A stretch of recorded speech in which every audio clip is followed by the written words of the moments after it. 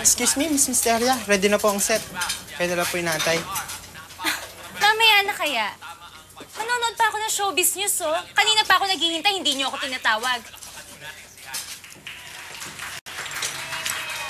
Oh, tignan niyo. Si Honey na naman ang nasa news. Adik yan sa pagpapa-interview, eh. Sabi mo pa. Napakabago mo pa lang sa recording industry. Pero sobrang controversial ng dating mo. Talagang maraming balitang naglalabasan laban sa'yo. Ano bang masasabi mo sa mga negative issues against you ngayon? Come on, honey. Sagutin mo yan. Nga po ang gusto kong linawin eh. Nalulungkot po ako kasi hindi naman po totoo yung mga lumalabas na balita tungkol sa akin. Hindi ho ako masamang babae. Hindi ho ako sumasama sa mga lalaki na hindi ko ho kilala. At lalong-lalo na ho, hindi ho ako nagtatrabaho sa club. May paiyak-iyak pa. Alam mo naman, maniniwala sa iyo yung mga tao. Nakakatats talaga. Sino? Si Honey, idol ko pa naman siya. Idol ko rin naman siya eh.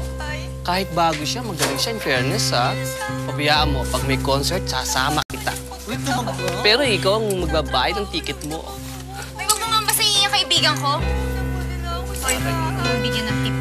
Talagang hindi, no? Halika na nga, oy! Nag-date na nga tayo. Tara na, samahan niyo nga ako. Wala kang bayad. Pero alam mo, honey, bakit kaya may mga naglalabas ng balitang ganito tungkol?